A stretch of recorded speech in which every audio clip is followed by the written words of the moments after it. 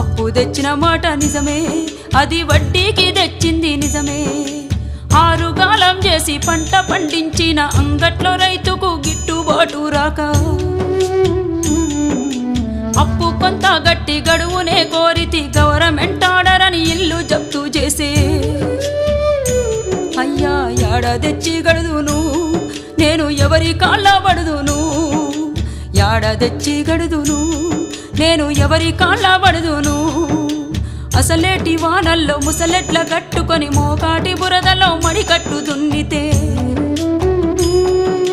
గరిసెలెవరివి నిండెరో Ganganna కడుపులెవరి గాలెరో, గరిసెలెవరివి నిండెరో Ganganna కడుపులెవరి గాలెరో.